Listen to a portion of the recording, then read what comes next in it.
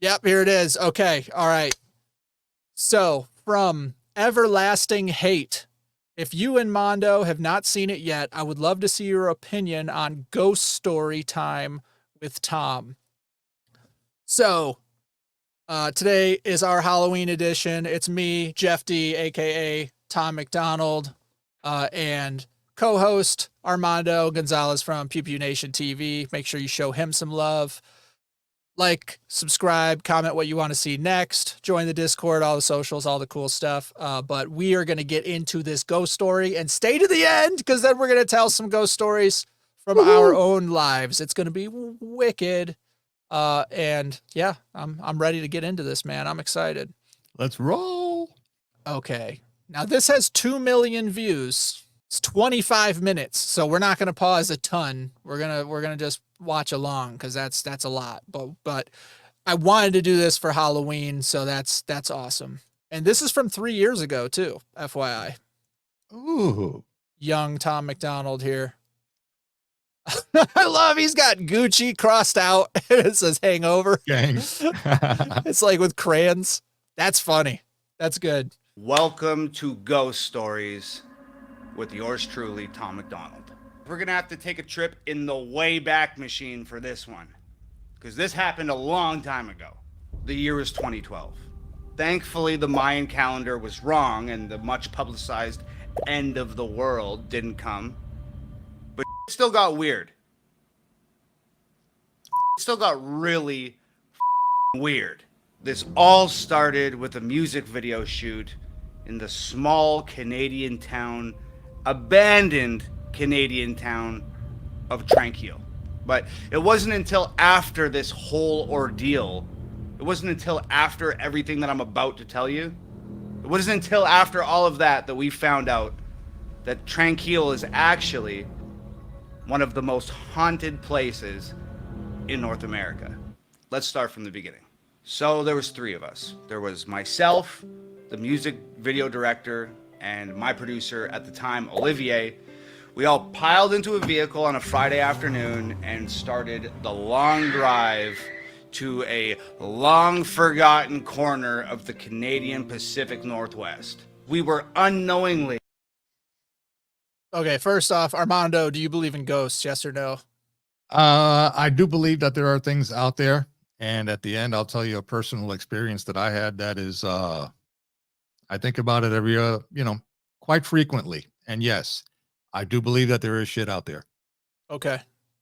Just to clarify, I am 100% on team there are ghosts and other shit, but ghosts specifically.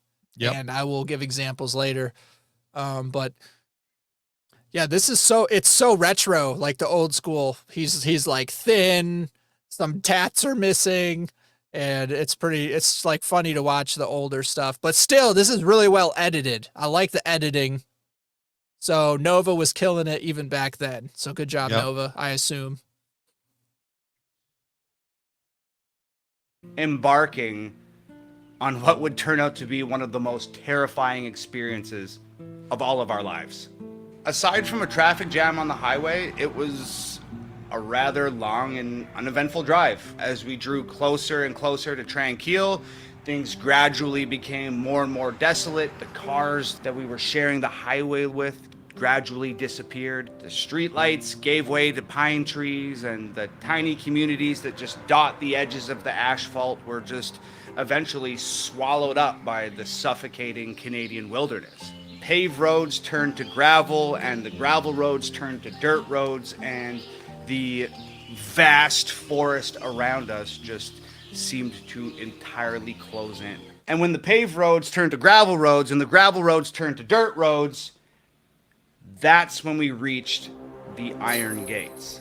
Our final destination, Tranquil, had been cut off from the rest of the world for quite some time. Essentially, Tranquil was home to Canadians who had tuberculosis, and at the time, tuberculosis was incurable and highly infectious. Sound familiar? They pretty much shipped everyone in Canada who had tuberculosis. They shipped all of those people to Tranquil, this tiny town in the middle of nowhere. We had to stop for a second. Come on, dude. Come on. Oh, that was He's like, classic. sound familiar? They're sending your bitch asses to camp. Okay. That was classic. Around the world, they sent people to camp. Also, yeah, that's why you don't give away your 2A. Because the places with no 2A is where they took you to camp for a 99% survival rate. Okay? Like, get out of my face with that. Oh, Oh, man. but he threw in the mask. That He was threw in the awesome. mask. Yeah, that was good. That was real good. And they shipped him there to, well, die, essentially. Anyway, we didn't know any of that. All we knew was we had to shoot a music video, and this was the perfect place to do it, and we were going to get it done. So there we were in the middle of nowhere. We pulled the car over to the side of the dirt road. We unpacked everything we needed, lights and cameras and bags and outfits and all that stuff. And we cut into the trees to get around the iron gate that was blocking the road, and we were on our way. So after a short hike through the trees, we came up over the top of a hill, and there it was. Just silent and still and forgotten. There was schools and houses and convenience stores and hospitals and libraries and paint chips just peeling off the outside of the exteriors of these buildings, just flapping in the wind. Just seemed like they were just clinging to a time a little less lonely. We had arrived at Tranquil. So we made our way down the hill and we crossed the train tracks that encircled the town, and there was no signs of life. And when I say no signs of life, I mean nothing. No birds, no coyotes, no bugs, nothing like what you would expect of a town encapsulated in a massive forest in the middle of nowhere. So we made our way towards the 3 dilapidated houses. They were just on the outskirts of town, and they were identical. And they sat all in a row. Same paint, same windows, same doors, same front steps. Each house as perfectly the same as the next. Anyway, as we got closer, you could practically hear these houses moaning from years of being neglected and years without maintenance. It almost felt and sounded like something was stirring around inside them, and to be completely honest, I wasn't entirely sure I wanted to find out what that something was. But it turns out that I didn't have a choice. While I was standing there just sort of lost in thought and just gripped by this almost tangible apprehension about the situation at hand, something emerged from the middle house. 2 teenage kids, and we stopped dead in our tracks.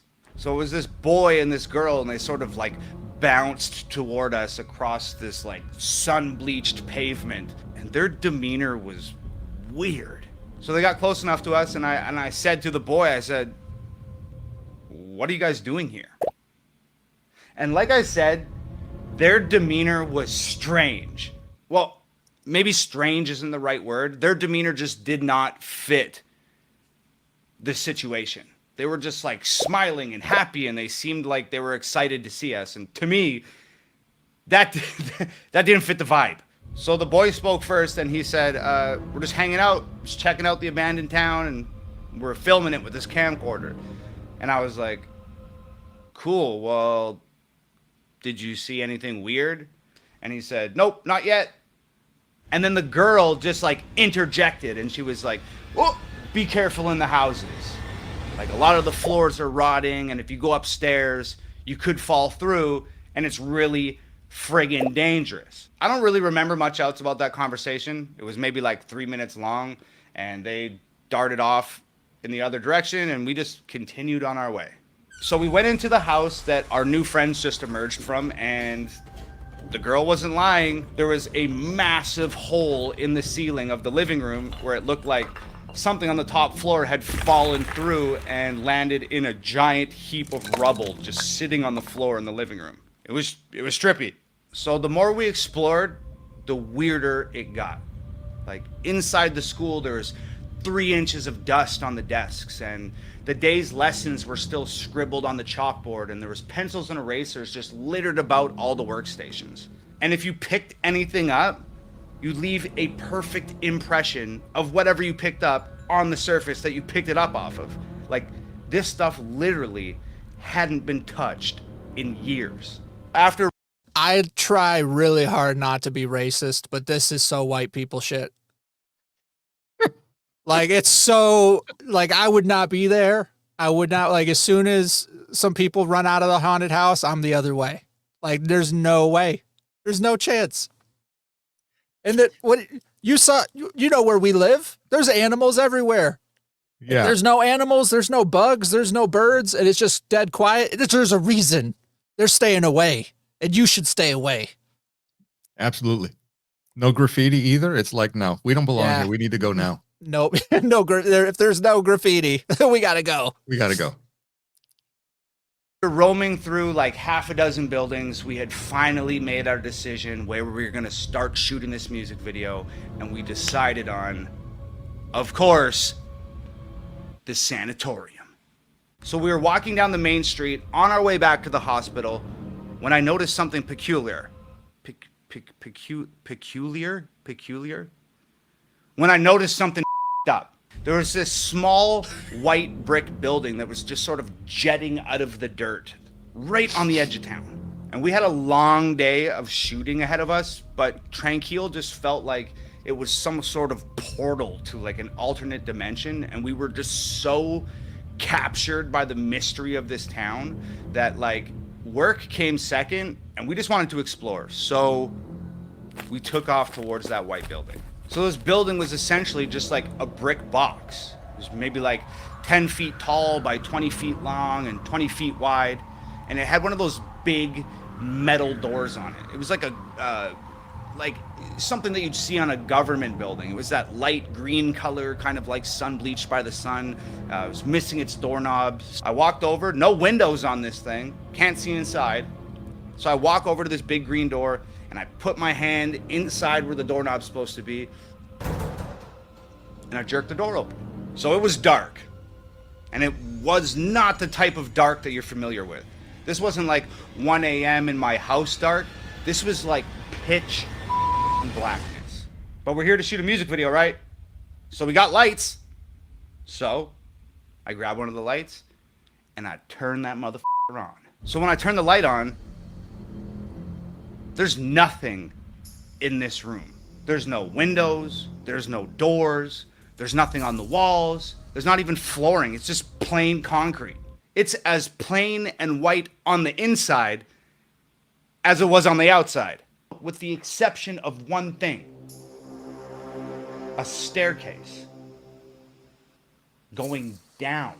I'd be lying if I said we weren't scared, because we were freaked the f*** out, man. But here's the thing about three dudes hanging out, is none of these dudes is going to admit to any of the other dudes that they're scared, because that's not what dudes do. So we're all terrified, but nobody's going to admit that they're terrified to anybody else. So in the greatest display... We're calling BS here. That's three white dudes who are together. Three white dudes are like, we're not going to admit that we're scared. When there's some clearly messed up shit going on, they're like, nah. You're with the homies, they're like, oh, hell no. Latinos would have been, orale. Yeah. It's like, I showed you that, the Cholo Fit video where he's like, it's a policía. They all run. Like, no, you're not sticking around. You're not like, oh yeah, let's go check out the haunted whatever. Hell no. No. All right, That wouldn't happen. of masterfully fabricated machismo in the history of mankind. We go down the stairs. We are so deep in denial and so unwilling to admit that we're afraid in front of another man that we forced ourselves to go down a set of stairs into a black hole inside an abandoned town in the middle of nowhere. And you know what? I could barely comprehend what was at the bottom of those stairs. Medical equipment everywhere. X-ray machines and surgery tables and scalpels and wheelchairs and rolling beds, just everywhere, all covered in dust, untouched for years. So there's 3 walls down here, and there's a doorway on each wall. No door, just a doorway. So I shine the light through the first doorway, long concrete hall. I shine the light through the second doorway, long concrete hall. And then I shine the light through the third doorway. You guessed it, long concrete hall. Still neglecting the sheer terror that's permeating every cell in our bodies, we somehow choose a doorway, walk through it, and start our journey into the abyss. And what we found were just more concrete hallways and more wheelchairs and more rolling beds and more hallways and more doorways and more concrete halls. This was a labyrinth of underground concrete halls. And we decided it was a cool place to shoot a scene for a music video, so we started shooting a music video. I'm not even exaggerating. We probably had that camera turned on for 30 seconds before we had to turn it off because started getting weird. I just remember saying, cut the camera. Did you guys hear that? And we all just stood there, just quiet and motionless in the 10-foot section of hallway that our lights would illuminate. And I am not kidding you. Somewhere out there, beyond where our lights could reach,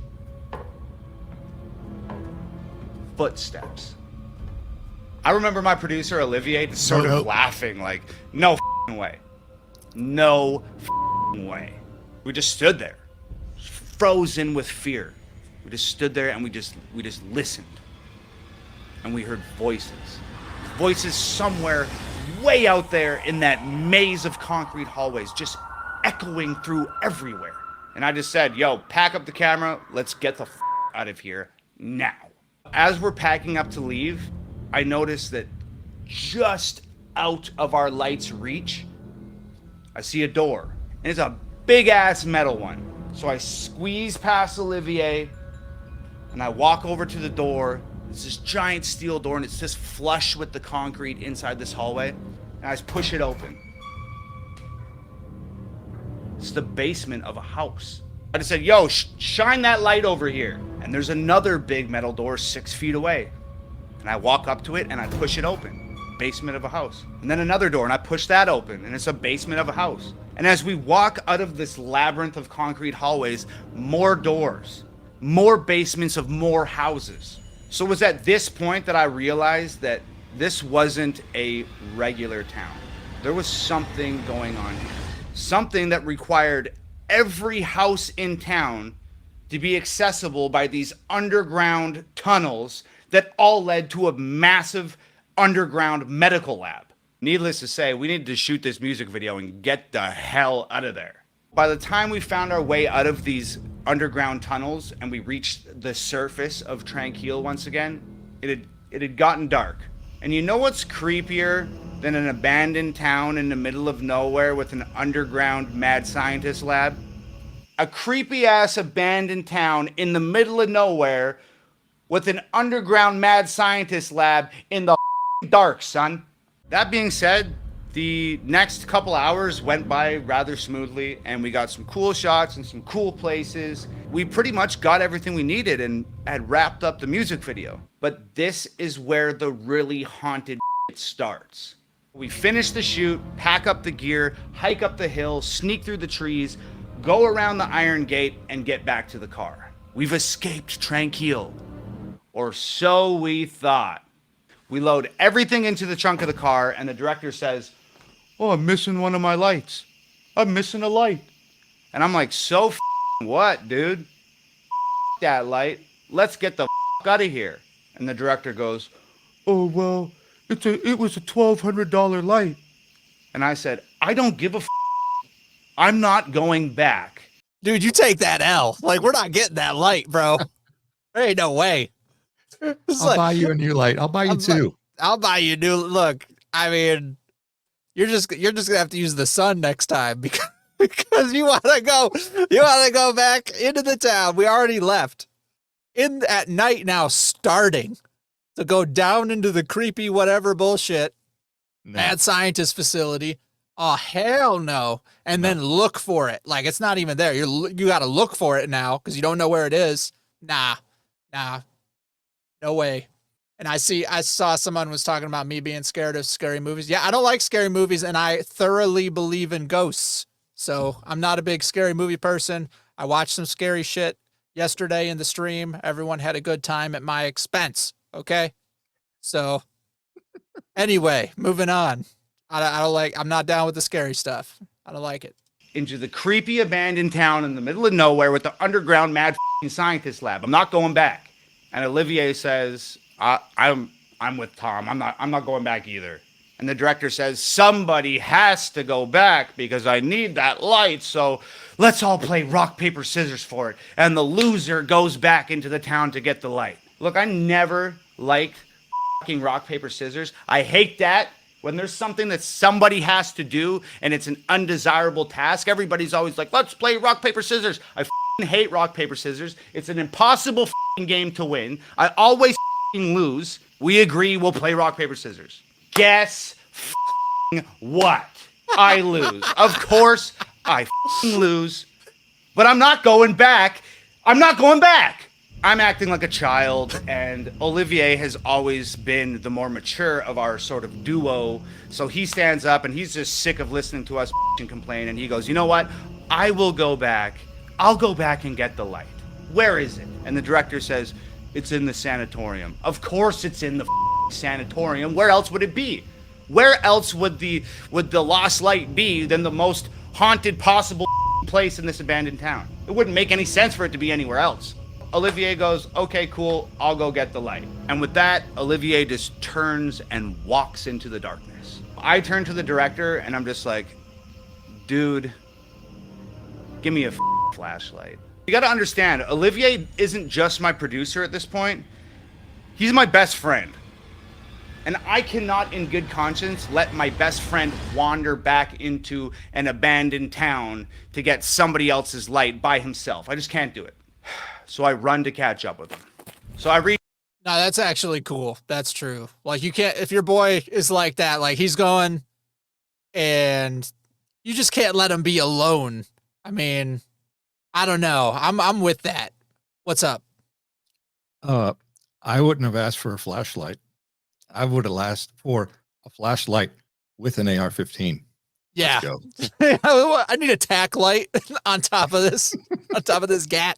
Yeah. You left your own light. Why are you asking someone has to go? Get your own damn light, bro. That guy should have gone. 100%. Yeah. For real, dude. Reach him and I'm like, I got us a flashlight. And Olivier turns and looks at me and he doesn't say anything. He just smiles like a full teeth grin, like one of those smiles that somebody makes when they're terrified or when they're fully aware that they're making a very poor decision and they're about to do something really stupid. Through the forest, around the fence, up the hill, down into the valley, we are back in Tranquil. It's pitch black now and I'm carrying this little rinky-dinky ass flashlight and we're just navigating through the town and we're on the way back to the sanatorium. I ask Olivier, where do you think, do you have any idea where we put this light? Olivier says, yeah, it's in the big main room. I saw him put it down there. I just don't like him, so I was just gonna let him leave it there and hope that nobody noticed and we'd just drive home and we'd have a good chuckle about this later on. So somehow I managed to let out a muffled laugh because it's funny, but at the same time, it's the reason why I'm standing in an abandoned town in the middle of nowhere with a creepy ass mad scientist underground lab at like 2 a.m. We go up the old wooden stairs and push this giant creaky ass door open and step inside the sanatorium, and we're at the end of this long hallway. And at the end of that long hallway, there's a giant, big, massive open room, and that's where the light is. So we start walking down this hallway, and there's doorways lining this hallway, and they're all the padded rooms that crazy people would hang out in. We get into the big main room, and as we enter this big main room, I shine the flashlight up on the wall, and just like this perfect, massive piece of art up on the wall, it is painted, "Please burn me down." Olivier says, oh, there's the light. walks over, picks the light up, and now that we have this all-important light in our possession, we turn and start walking back down that hallway towards the main door. Now, what happens next is probably the most horrendous thing that I've ever witnessed in my life, and I'm sure Olivier would say the same thing. In fact, I might actually call him and get his account for this video, but what happens next is the single most horrendous thing that I've ever witnessed in my life. So like I said, the hallway is lined with doors on both sides, right? And they're like holding cells, or they're like padded rooms or something. You know the ones? Yeah, you know the ones. Now, I'm not exactly sure how to explain this. You know that feeling you get when somebody is watching you? Or you know when you see something out of the corner of your eye and you quickly turn your head and there's nothing there? Or you feel the hair raise up on the back of your neck like someone's standing behind you, but by the time you spin around to face it, it's gone? Okay, that happened to both of us at the exact same time. Except something was watching us. And that thing in the corner of your eye that you don't expect to see when you look, we saw it. And that thing that you feel behind you when the hair raises up on your neck and you spin around, and when you spin around it's gone, it was there when we spun around. In perfect synchronization, all this shit happened. We turn and shine the flashlight into the padded room next to us, and there it is.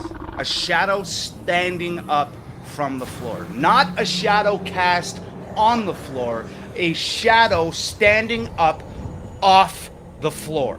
It looked just like a person, except it wasn't a person. It was featureless and almost transparent and massive and daunting and rigidly standing there with its arms by its sides. You can't see from where you're at right now, but I have goosebumps all over me. And at the same time, we just started to run. And we were so scared, and it was so dark. We were just like two frantic animals running from a predator. It was like some sort of primal survival instinct had taken over, and we were just absolutely frantic, and we were falling over each other and tripping over rubble and tripping over pieces of fallen wall and ladders and all of this stuff that we can't see in the dark. And somehow we made it to the front door. We kicked that mother open and ran out into the middle of the street. And we didn't stop running. We weren't even thinking. We were just moving as fast as we could, as far away from whatever the hell that thing was, as far away as we could get. As fast as we could get there, we were going. And after... Now, don't tell me somebody dropped a light and they got to go back and get it. Bro. Yeah, no freaking way. Oh, shit. All right, yeah, the reason I'm freaking out, aside from the fact that he's doing a really good job telling the story, and Nova did a really good job setting up the ambiance with the sound, is that I have a very similar experience with the shadow person. Okay. So I'll tell that after the fact, but I'm just letting you know, I just got put back into young Jeff's shoes and relived that shit while he was talking about this. So I'm dealing with some stuff right now, and then we'll get back into this, but I'm just telling you, it's a lot. Okay. They better not lose some other shit. Forget that. Running for what seemed like a marathon, we just finally stopped, and we almost collapsed on the ground, and we're just spinning our heads like a swivel from side to side, just trying to orient ourselves and gain some sort of information about where we had ran to. And I'm gasping for breath and looking around, and I'd say to Olivier, "Where are we?" And Olivier says, I don't know. And I pick the flashlight up and I flash it around, and I'm looking. And that's when I have another terrifying realization, and I say out loud, "Dude, we're lost." And I mean, we're so scared, and it's so dark, and this town is so big that we've completely lost ourselves in what's transpired here. Now, I remember Olivier gasping, "I think the car's that way." You know, and he just kind of points out with one hand, just totally exhausted. So I turn the flashlight in the direction that he's pointing, and I shit you not, I take one step, and this flashlight flickers twice and dies. We're lost. It's dark. We have no flashlight, and there's that thing in the sanatorium. I honestly don't remember the next 30 minutes. And I don't remember the next 30 minutes because we were just running on pure adrenaline and racked with fear. But we found our way out. And this time when we crossed those train tracks and went up that hill, before going into that forest, we turned around and we looked down on Tranquil one last time. And guess what? The lights in the sanatorium were on. So we barreled through the trees and around the iron gate and over to the car. And I remember Olivier opening up the car door, and he's leaning the front seat forward, and he's scrambling Continue. to try and get into the back seat of the car. And I had just had enough. I remember putting my foot on his ass and just shoving him into the back of the car, standing the seat up, jumped in, slammed the door, and I just said, drive. The director started, oh, what happened? And I said, shut the f up and drive. So we made it back home, mostly unscathed and in one piece. But you know what the craziest part of this whole thing was? You remember those kids I mentioned at the beginning of the story? Well, when I got home, I started Googling Tranquil. I'm ready. This is freaking me out. Armando got the special. He's like, hey, what's up? There you go. Continue. I'm good now. He's good now. Yeah, no, he's good now. You gotta bust out the custom job for this one. Oh yeah. And I started researching that abandoned town. And that's when I found out that Tranquil was an abandoned town where people with tuberculosis would go and live out their final days. And that's when I found out it was the most haunted place in North America. And that's also when I found out that those underground tunnels were used to remove the dead bodies from their houses without having to wheel corpses through the streets of the town and scare the shit out of all the children and everybody else living there. But the scariest thing I found out was that 10 years prior to our experience in Tranquil, 2 kids went out there ghost hunting. And they fell through the floor in one of the houses and died. A boy and a girl.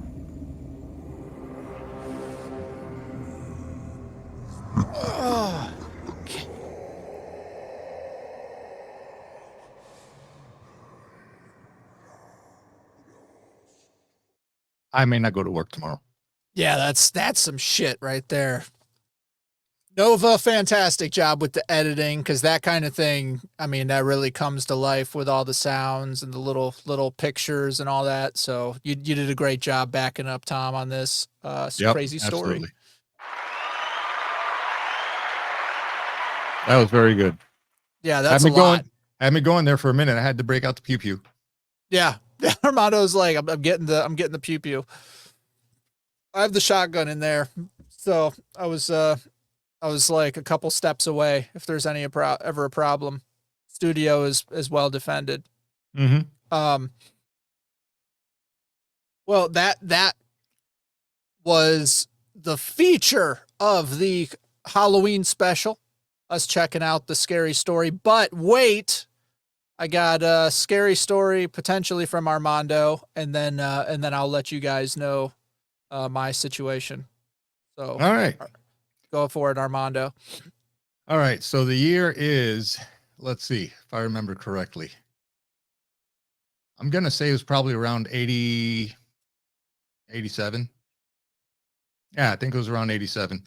I was on my last leave to go home. Right. So I catch up with a buddy of mine from high school, Oscar.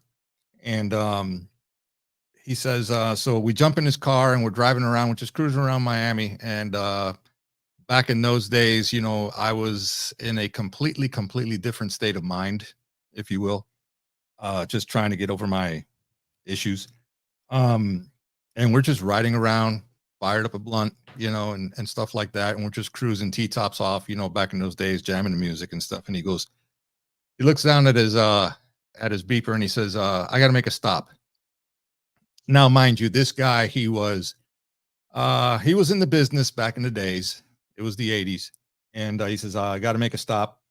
And I'm like, oh, okay, what's up? And he goes, yeah, it's going to be a good one. Come on, let's go. All right. So we cruise over to this house in Southwest Miami somewhere. Pull up in front of this house, middle of the day, great sunny day, hot, And I noticed right off the bat, and if you guys know about the Afro-Cuban, Santeria, brujeria, type of stuff, there's a lot of, black magic going on and shit like that. So we pull up in front of this house and they got this big statue. I mean, this thing had to be like about 10 feet tall in the front of their yard of St. Lazarus, right? And as soon as I see that, I'm like, oh, dude, are you into this kind of shit too? And he goes, well, Dad, and this, I'm like, I don't want to know. Because I already started getting my skin crawling when I saw that, because they had the statues of the saints here, the weird, ornaments and stuff like that. And he goes, come on, let's get off. And I'm like, oh, we're going to go and see Gloria. Gloria is the daughter, okay, which is his friend or contact or whatever. And I said, all right, fine. I didn't care because I was like half baked already. So it's like we get off the car and we go not to the front door of the house. We go along the side of the house, along the driveway, and make our way towards the back of the house. Knocks on the door. The mom comes out, answers the door. This big old black Cuban lady, right? And she's standing there, and then she says, oh, hey, Oscarito, how are you? And he goes, oh, I'm good. What are you guys doing? And he goes, no, we came by because Gloria sent me a message, and, where's Gloria? Well, Gloria's in the reading room. And the reading room is a room where they invite people in and they basically, either get the shells thrown at them or they do the spiritual readings, cards and all that other garbage. And she's like, yeah, you can just go ahead and make your way in there. I'm like, okay. So we literally take 15 steps to the right of us and we get to the room, open the door, walk in. And as soon as I set foot inside that room, every nerve ending of my body just went on hyper alert. And I see chicken offerings, blood inside bowls, statues, all kind of plants everywhere, beads and bones and shit like that. And I'm like, yep, I've seen these rooms before. I knew exactly what was going on in here. And that's where a lot of your drug dealers back in the day that were very much into that kind of occult shit used to go in there and used to get readings done to see if they were going to have good luck or bad luck, on their next escapade, right? I'm looking around the room and it smells not very pleasant. I'm looking around and Gloria's nowhere to be found. And Oscar says, do me a favor, go next door and ask Mom, knock on the door again and ask Mom and tell her that I'm waiting in the reading room for Gloria to show up. I'm like, okay.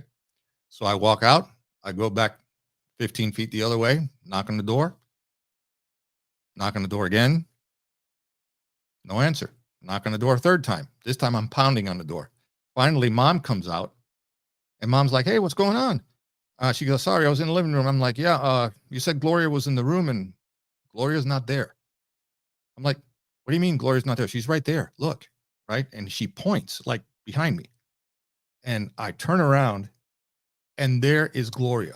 Now, Gloria is about 5'7", very, very thin. Okay.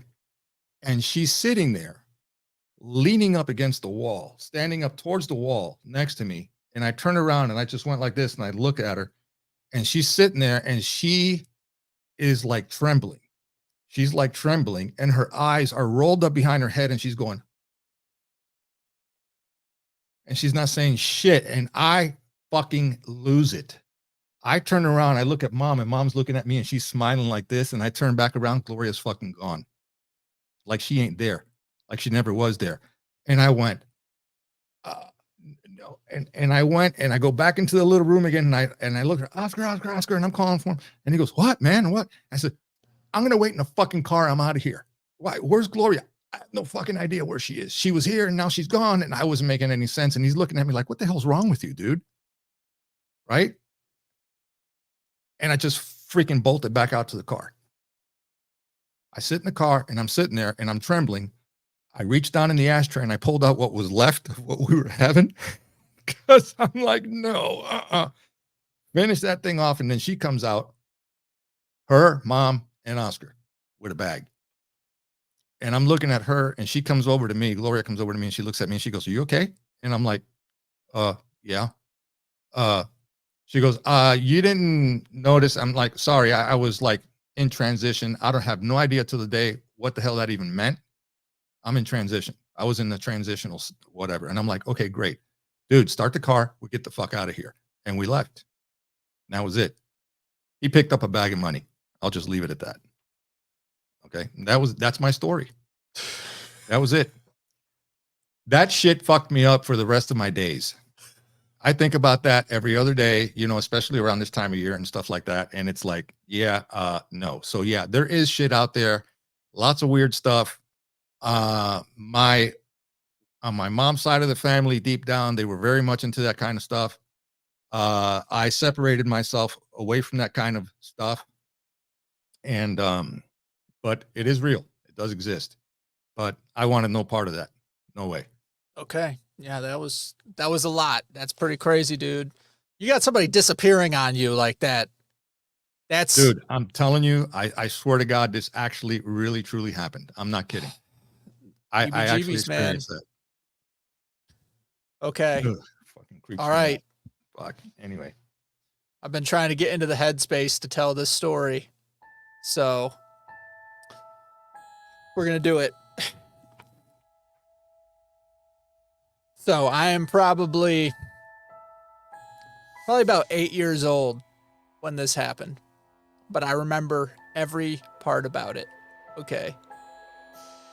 It was summertime in Rochester, New York, in the heart of the ghetto, Fiend Street.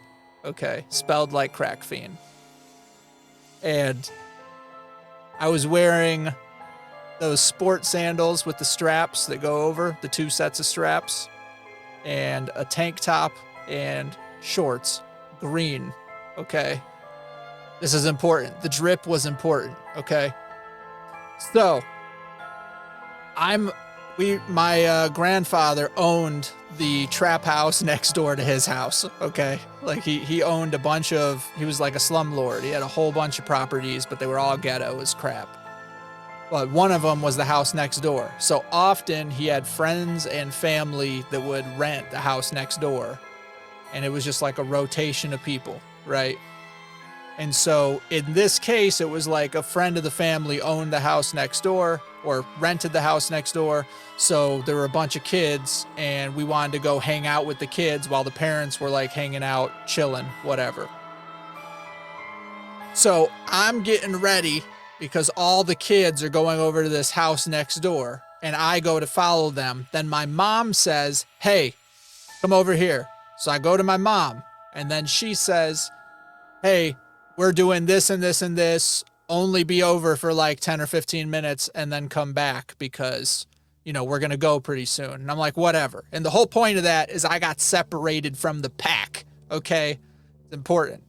So I run over to the house and it's nighttime. It's dark already. All right. But I run over to the house after everybody and everyone in the house is in the kitchen and you had to go into the house and then through 2 rooms to get to the kitchen. Everyone's in the kitchen except me who's coming into the house. All these details are important. Okay.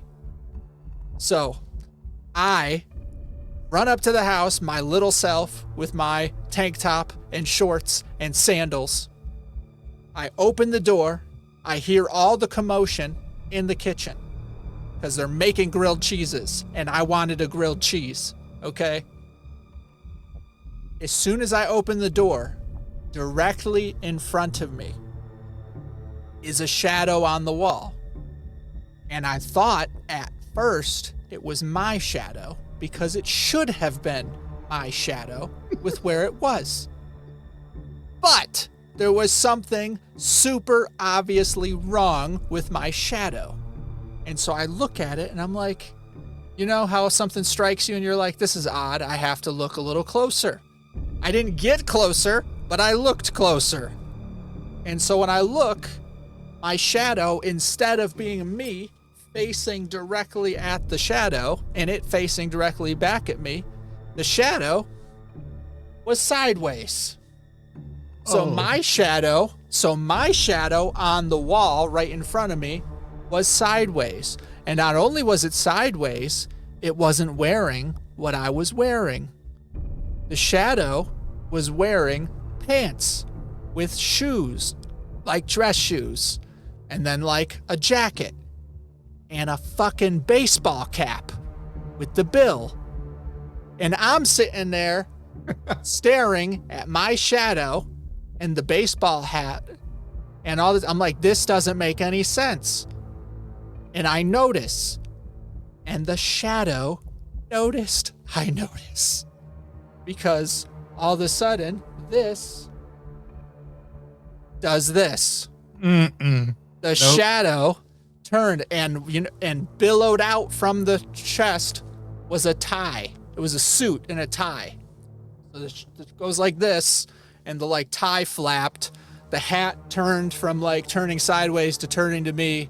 Now the profile is looking right back at me.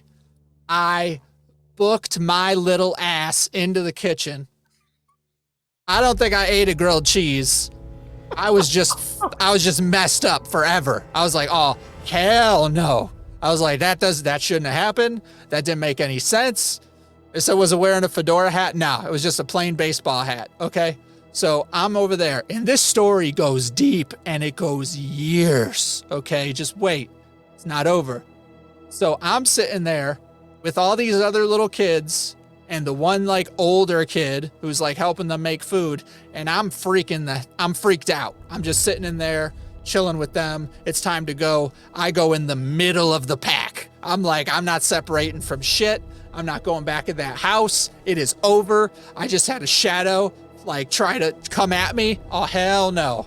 Hell no. Instantly, ghosts are real. I'm like, okay, now I know ghosts are real. That is a fact. This has changed a lot of things in my life. It's not just on Scooby-Doo. It's real life. You know, like that's what happened. Okay. In the blink of an eye, all of a sudden my whole world changed and I was afraid of that shit. Okay.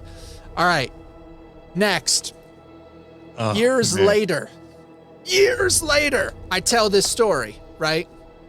I tell this story to my mom, and I hadn't told her before, but I told her years later as a young adult, okay? And my mom, as I'm telling the story, goes ghost pale white because Papa owned that house.